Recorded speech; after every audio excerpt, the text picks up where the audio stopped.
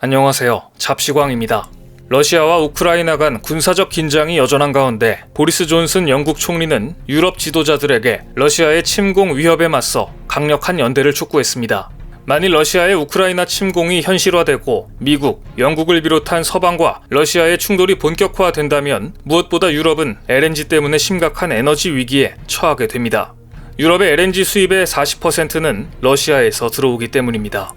따라서 유럽의 LNG 위기를 돕기 위해 미국은 러시아 포위망에 일본도 동참하라고 요구했고 결국 세계 2위의 LNG 수입국이자 자기 나라 안에서의 수요도 빠듯한 일본은 울며 겨자 먹기식으로 다음 달부터 LNG 수입 물량의 일부를 유럽 국가들에게 주기로 했습니다. 하지만 국내 수급이 보장되는 선에서 해당 요청을 받아들이기로 했다는 소심한 조건을 덧붙였습니다. 조 바이든 미국 대통령의 조기 일본 방문을 애타게 기다리고 있는 일본으로서는 미국의 요구를 거절하기 어려웠을 겁니다. 하지만 일본이 보내겠다는 LNG 양은 유럽이 겪고 있는 LNG 부족 현상을 해소하기에는 한참 부족한 양으로 러시아와 맞서고 있는 유럽을 지원한다는 상징적인 의미일 뿐입니다. 일본이 떠들고 있는 러시아에 대한 제재 조치도 마찬가지입니다. 일본은 러시아군이 우크라이나를 침공하는 상황에 대비해 러시아에 대한 독자 제재를 검토 중이라는 발표를 했습니다. 하지만 교도통신은 미국이 일본의 러시아 제재 검토를 요구했으나 일본 정부가 고심하고 있다고 전했습니다. 겉으로는 러시아에 제재를 가한다고 큰소리쳤지만 속으로는 전전긍긍하고 있는 일본의 속내를 말해주고 있습니다.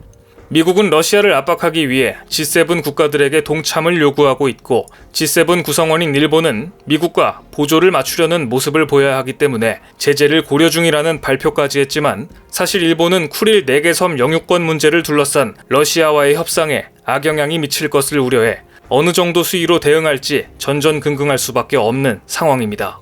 일본은 2014년 러시아가 우크라이나 남부 크림반도를 강제 병합했을 때도 미국보다 훨씬 늦게 러시아 제재를 결정했습니다. 당시 일본의 제재는 크림반도에서 생산된 물품의 수입을 제한한다는 등 러시아에 별 타격을 주지 않는 초라한 조치였습니다. 실효성이 없는 조치로 신용만 했던 것입니다. 아마 이번에도 역시 알맹이 없는 조치로 신용만 낼 가능성이 커 보입니다. 그런데 러시아는 일본의 눈치를 전혀 보지 않는 초강경 대응을 발표하면서 일본이 당혹감을 감추지 못하고 있습니다. 얼마 전 일본은 한국의 반대를 무시한 채 유네스코 세계유산센터에 사도광산 세계문화유산 등재 추천서를 제출하고 태스크포스를 출범시켰습니다. 사도광산은 일제강점기 조선인들이 강제 노역했던 현장으로 태평양 전쟁 당시 구리, 철 등 전쟁 물자를 캐는 데 활용됐습니다. 그런데 일본은 사도광산 추천 대상 기간을 1603년부터 1867년 에도 시대로 한정했습니다. 일제강점기 역사를 제외한 채 사도광산을 세계유산으로 올리려는 것입니다. 하지만 일본의 이 같은 불순한 의도는 역사의 어두운 면도 숨기지 말고 알려야 한다는 전체 역사 해석 전략을 중시하는 유네스코 세계유산 등재 원칙에 분명히 어긋납니다. 그런데 일본의 사도광산 추천을 예의주시하고 있던 러시아가 움직였습니다. 러시아가 일제강점기 조선인 강제노역 현장인 사도광산에 유네스코 세계유산 등재 추진에 반대한다는 입장을 공개적으로 밝힌 것입니다. 러시아 외무부 대변인은 이례적으로 이렇게 일본을 비판했습니다. 일본은 2차 세계대전 당시 지도자들이 저지른 범죄 행위를 인류 기억에서 지워버리기 위해 일관된 조치를 취하고 있다. 특히 군국주의 일본은 식민지로 만든 영토의 사람들에게 금광에서 고된 노동을 시켰다. 군국주의자들의 잔혹행위에 관한 역사적 사실을 어떻게 부정할 수 있는지 원칙적으로 상상하기 어렵다. 사도광산 등재를 반대하는 한국 측의 반응을 이해한다. 러시아가 미묘한 시점에 공개적으로 한국을 지지한 것입니다. 그러면서 러시아 외무부 대변인은 이렇게 쐐기를 박았습니다. 유네스코가 일본의 사도광산 세계유산 등재 신청을 기각해야 한다. 사도광산의 세계유산 등재 여부는 내년 여름에 최종 결론이 날 전망인데요. 러시아가 공개적으로 불편함을 표시한 만큼 유네스코에서도 일본의 입장을 받아들이기 어려워졌습니다. 사도광산 등재 신청에 대해 확실히 한국의 손을 들어준 러시아는 기다렸다는 듯이 한국과 협력을 강화하기 위해 적극적으로 나서고 있습니다.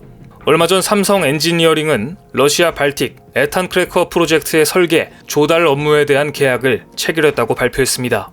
삼성 엔지니어링은 이번 수주로 러시아 시장에 처음 진출하게 되면서 해외 시장 다변화 성과를 달성하게 됐습니다. 이 프로젝트는 총액 1조 3,700억 원의 대규모로 러시아 상트페테부르크에서 남서쪽으로 110km 지점에 위치한 우스트루가 지역 발틱 콤플렉스에 에탄 크래커 2개 유닛을 설치하는 사업입니다. 이처럼 러시아가 사도광산 등재를 대놓고 반대하고 급격히 한국과 가까워지자 다급해진 일본은 한국에 대화를 요청하기 시작했습니다. 지난 3일 일본 외무상은 한국 외교부 장관에게 통화를 요청해 성실하게 논의하겠다라는 뜻을 밝히며 말을 걸어왔습니다. 2018년 10월 일제강점기 징용 피해자 배상 문제와 관련해 한국 대법원에서 일본 기업의 책임을 인정한 판결이 나오자 아베에 이어 스가 정권도 한국과의 대화를 회피하는 한국 외면 전략을 쓰더니 이제와 말을 걸어온 것입니다. 일본은 하와이에서 열릴 북한 탄도미사일 대책 등을 논의하는 자리에서 한미일 외교장관 회담 때 한일 양자회담 개최를 원하는 것으로 알려졌는데요. 일본이 지금 이렇게 저자세로 나오고 있는 이유는 사도광산 유네스코 등재 문제에 대해 절차상 한국이 반대하면 등재가 어렵기 때문입니다. 하지만 관건은 일본 정부가 강제 노동은 없었다는 주장을 구필지에 달려 있습니다. 일제강점기의 모집, 관알선, 징용 등은 강제 노동에 해당하지 않는 것으로 생각한다는 것이 지금까지 일본 정부의 입장이었기 때문입니다. 그런데 일본은 사실 사도광산 세계유산 등재가 불가능에 가깝다는 것을 이미 알고 있었습니다. 30년 가까이 일제강점기 제1조선인 문제를 연구해온 도쿄대 도노무라 마사루 교수는 저서 조선인 강제연행 등을 펴낸 역사학자로 유명한데요. 최근 도노무라 교수는 한국 방송사와의 인터뷰에서 이렇게 설명했습니다. 사도광산에서 일한 조선인들은 대부분 모집에 응한 사람이기 때문에 강제노동이 아니라고 주장하는 일본인들도 있지만 모집에 응해서 들어왔다고 해도 일의 내용이나 임금, 근로시간 등을 거짓으로 해서 모집하는 것은 문제가 있습니다. 당시 조선인들 중에는 돌아가고 싶어도 돌아갈 수 없었던 사람도 많았습니다. 사도광산에서 일했던 조선인은 건강 상태가 좋지 않아도 쉬지 못했고 이런 것은 엄연히 협박에 의한 노동이고 현재 관점으로 보면 분명히 강제 노동입니다. 그렇다면 어째서 일본 국민들은 역사 공부를 조금만 해봐도 알 수 있는 이런 문제에 대해 객관적 사실을 보려하지 않고 강제 노동이 없었다는 일본 정부의 주장에 동의하는 것일까요? 도노무라 마사루 교수는 일본인들의 심리를 이렇게 분석합니다. 저는 일본인 다수가 강제노동은 없었다고 믿고 있는 것은 아니라고 봅니다. 다만 사도광산 등재 추진과 관련해서는 우리가 한국 정부나 한국 여론을 의식해 결정을 내릴 필요는 없다라는 생각을 하는 사람이 많다고 생각합니다. 이처럼 일본이 이웃나라인 한국의 여론을 의식할 필요는 없다는 생각으로 밀어붙이게 된 데에는 그간 역사의식의 퇴보를 가져온 일본 정치인들의 잘못이 큽니다. 기시다 정부는 당초 한국의 반발 등으로 인해 사도광산이 유네스코 심사에서 탈락할 것을 우려해 올해는 보류하고 내년 이후로 등재 신청을 미룰 방침이었습니다. 하지만 아베 전 총리가 한국에 밀려서는 안 된다라는 논리를 내세워 압박하자 결국 기시다 총리는 또 아베에게 굴복하고 말았습니다.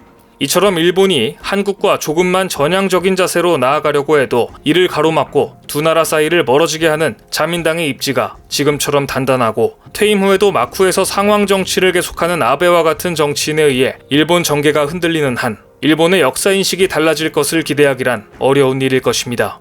오늘 준비한 소식은 여기까지입니다. 댓글을 통한 여러분들의 많은 의견 기다리겠습니다. 많은 분들의 생각이 모였을 때 진정 가치 있는 지식이 완성될 것입니다. 시청해주셔서 감사합니다.